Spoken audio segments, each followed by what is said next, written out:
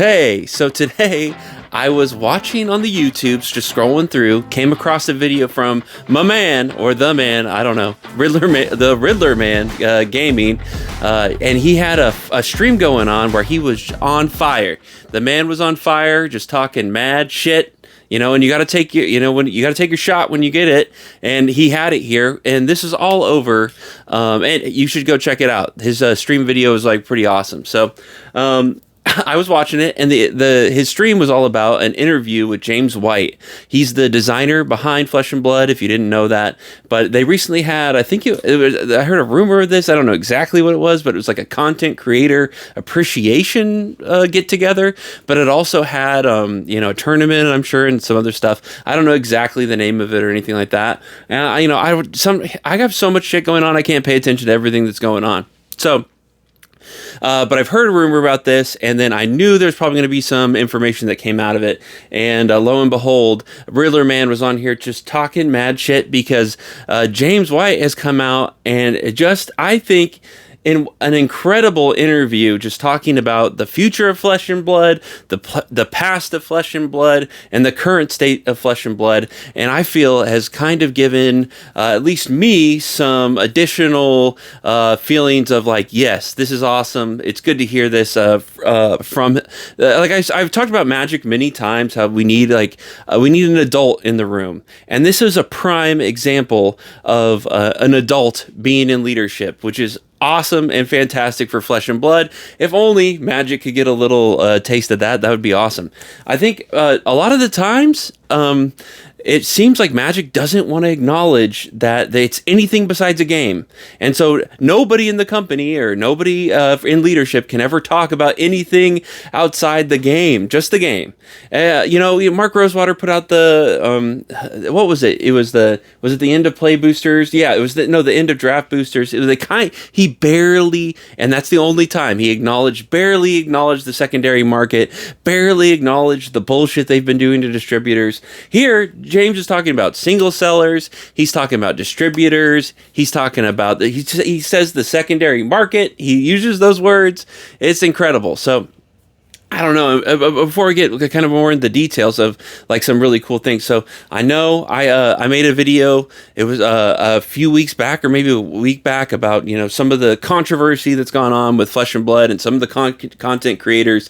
And there's all this drama going on that I don't have all the time and all the feedback to know exactly who did what to who or whatever. But I just wanted to get across here. My main point from that video was not. And it was definitely that LSS needs to have a better relationship with some of their content creators. But the whole point was that everyone should, get together. Everyone should come together. I wasn't trying to just say LSS sucks. It wasn't a hate video, but and it's also, I know that, content creators can say wild shit too. So it's not like they're free of anything, but I do feel that it's better that most of the time that people can just get past that kind of stuff and come together. That was my whole point. I just wanted everyone to come together. Okay. So it's not to say fuck LSS or fuck the content creators, obviously. So anyways, but moving on from there. So in this interview, James White says a few specific things, and I'm just going to touch on that. So it's, I don't have a lot of time to play the game, so I can't really talk to it. I'm an eBay seller. I got all this shit. So that's more my concern. So here, when he's talking about the secondary market, there's been a huge question over everybody's mind. What's going on with Everfest Unlimited? So this is kind of my last kind of big foray into Flesh and Blood was Everfest. I bought a whole bunch of Everfest to sell the singles, and I got demolished. Absolutely demolished. I have a fuckload of Everfest boxes sitting in the back just because the prices crashed, the boxes crashed, the singles crashed, everything crashed. I made some money back. I don't know if I broke even. I might have broke even, but I still have a bunch of that for sale. But everything's gone down. I think back then boxes were I was buying it for like 75 maybe. I can't remember, but it was just kind of a shit show. And, I don't blame them, but, at the same time, it was like, obviously there was too many boxes, and James acknowledges in this interview that Everfest, and he says, Everfest Tales of Aria, and he mentions and Monarch are part of that kind of overprinting pandemic era. And since then, they've adjusted. They have they're paying attention to the market, and so there's a few key points here that he made. And number one is that there will never be an Everfest Unlimited. That was it. Everfest Unlimited is gone. It's shredded. There's only 11 cases of Everfest that exist in the entire world. 10 of them sit in the corporate headquarters of LSS in New Zealand, I believe.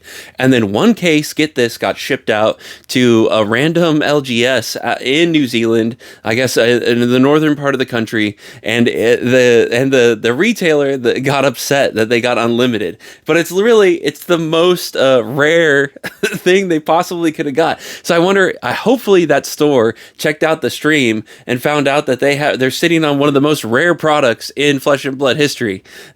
They have 1 out of 11. That's pretty good. So I hope somebody informed them. So people had known that the Everfest Unlimited has existed because somebody took a picture of those unlimited boxes that were sent to that store and put it out on the internet. So everybody knew it was going to come. But even like me, I was like, how are they going to put more boxes of Everfest on the market when they can't even hold the first edition? So I know there was a whole Rudy got into it. I got into it, but I was sitting in silence. I didn't have a YouTube back then. I was just here crying to myself that they had printed too much of it. But the whole thing, and there's a whole video and stuff like that he talked to James maybe a year ago about the print. But what's crazy about this is in this interview, James White admits that they shredded the whole print run. They shredded an entire print run of a product because they knew the market couldn't take it. That's incredible. That is so awesome. And he even brings up, he's like, he talks about other companies and and how they do Amazon dumps and that they wouldn't do that. And they're paying attention to the market. They care about the market. They want the product to do well. So, I mean, that's just really, really cool to hear. It also, I've speculated about print runs because what else am I going to do besides speculate? So it's really cool to get some actual information because he talks a little bit about print runs here. And what he said, which I found was really interesting, is that LSS, they take the boxes and they hold them. So they take all the risk in holding them what they need. They have 4 warehouses around the world, and they actually are keeping most of the product. They're not forcing distributors to take a certain amount. They're not requiring any of that kind of shenanigans. They're actually, they talk to their distributors, and they want their distributors to only order what the market needs, which is such a great concept. And what he says then is after that is once they know that a product, the market can't handle any more of the product, they send it out to get shredded. And, and just by seeing that Everfest Unlimited never made it to the market, I totally believe him. I mean, that's such an incredible, cool thing. So, but he also mentions that other products have been shredded as well. I wonder what other products. I mean, maybe there's more Monarch that got shredded. Who knows? But it's cool to know. I mean, and it gets recycled. It's not just they're recycling the product and they're taking that hit there. So they'd rather take the hit themselves than to throw it onto the market and have the market deal with it. So people like me. So that's really cool. And it's cool to know that Flesh and Blood and LSS has the secondary market, single sellers, content creators, players, of course. Players are, and I don't know why it's always this combative thing of players versus sellers versus collectors versus investors. I just wish everyone kind of got along, and understood that there's a place for everybody. That's what I've always thought. Playing the game, of course, is fun, and I love Flesh and Blood when I've been able to play it. It's just right now I have no one to play with. If somebody came over to my house right now and was like, "Let's play some Flesh and Blood," I'd be like, "Fuck yes." That's great. I would love to do that. So if you're Dave from Dave's Card Warehouse, me and him used to play. Believe it or not, me and Dave actually went to the Calling in Dallas Fort Worth. It was a couple of years ago. It was for the Tales of Aria when they dropped it, but. Anyways, he says a bunch of other stuff. So they hold the inventory, they're shredding the product. He mentions that, he believes that Monarch in the future is people are going to look back at it and they're going to feel that it's a special set. So I do believe that he's thinking about the products as they age over time, that they're going to have that the value for them to go up because people are going to want them and want that. He also, another thing that was just talking about market, talking about money, talking about financial special stuff here. So if you're a player, you're probably like, fuck this guy. But guys, we can, like I said, coexist. One of the things is, and I'm not keeping all up to date on the news, but he was talking about Marvel heroes, and some of the heroes are put into the more rare spots in the game, and that's pissed some of the players off because they're having to pay for heroes now, because heroes all used to be tokens. I know Shyvana, I pulled a couple of her out, but from Crucible of War. But some heroes in the past have been in the higher mythics rarity, but most of the time they're not. But he even like says in this interview, which is incredible to hear somebody in leadership saying that the players, like these special heroes, they cost $2 to $5, and he's like, it's not a big ask, and I think he thinks it's in line for what players should be able to pay. Paying $5 to get that top of the line hero isn't that big of a deal, and players should be able to do that. And that's just, I mean, if we were talking Magic the Gathering, they'd be like, oh, sorry, this should be $1. They can't. There's no pushback. They're completely ran over by the Twitter crowd, by the other market, or by the people who want everything to be down to zero. So it was cool to hear him say that. And yeah, he's not saying it should be $30-$40. It's $2 to $5. Like, I mean, that was pretty crazy. I don't know. And it also, like he said, and this is kind of my feeling too, is that when you open a card, and he wants people to have that feeling when they open like a rare hero, that they're like, cool, I got the rare hero. And that's what I'm talking about. That's what I'm talking about. That's what I want. So it's really cool. Even though I know James White, he's a designer. He was like a professional player for Magic. He's a player. He's a player, but he understands us Timmies out there, the Timmy like me who wants to open a cool card in a pack and get excited. So it's cool to hear like somebody higher up in a company to kind of give throw some bones my way, not just the players. And I'm saying the players are great. Throw the bones to the players too, but the sellers, the Timmies, the people like me. It's cool to hear that that they're out there and he cares. So I don't know. I think it's cool. It's cool that he's acknowledging single sellers. It's cool he's acknowledging distributors, players, and content creators here as well. So I don't know. From my past video talking about kind of the content creator situation, I just wish that shit didn't exist. Honestly, I wish everything was fine. I know there's a lot of negativity about Flesh and Blood out right now, but I just I think that's gonna go away. And especially if somebody at the helm like James White is there to lead this company and this game in the right direction, then everything's gonna be fine. Nobody's got to worry about anything. Everything's going to be great. So that's fantastic to hear. It was great to watch that interview. I would definitely go out. So Fluke and Box is the interviewer. So if you look up Fluke and Box James White interview, it'll show up. I would definitely recommend, if you're into Flesh and Blood, you like Flesh and Blood, check out the interview itself. I would say that Riddler Man gaming stream, definitely check that out. Riddler Man's just on fire. I think, he's in it. And I think me and him might have a talk here soon, and I'm excited to talk to him. I think it might happen next week, which would be cool to get his perspective on things, since I don't live in the Flesh and Blood realm, and it seems like he's definitely more involved. So it'd be cool to get his perspective on all this stuff. But he's having to deal with all the negativity, and I feel like the video that I made about this was like added to it. But at the same time, like my main core message, even though I like to be a little dramatic, have a little drama, have a little fun. My main core message is that we all need to come together, guys. That's it. That people need to make up. That's all I was trying to say. So anyways, good for Flesh and Blood. Good for James White. Good for Riddler Man Gaming, man.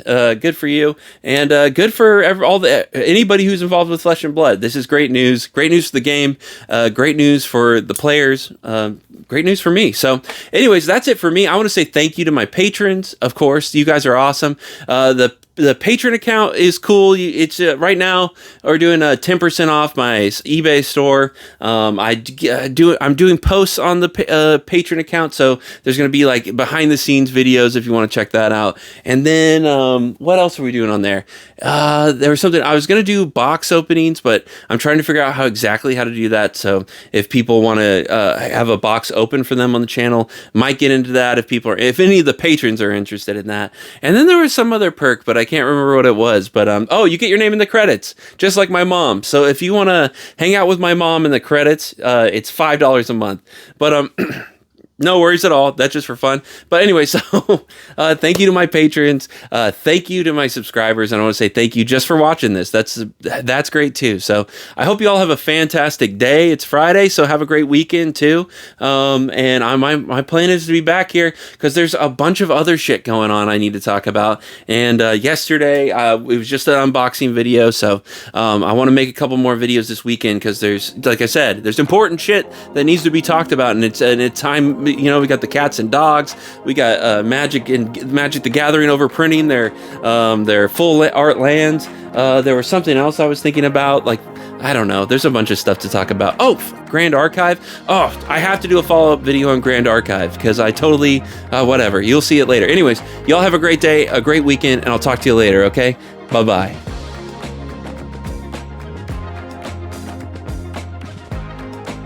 Governor Jesse Ventura, to send you, Devin, a little bit of a message, my friend.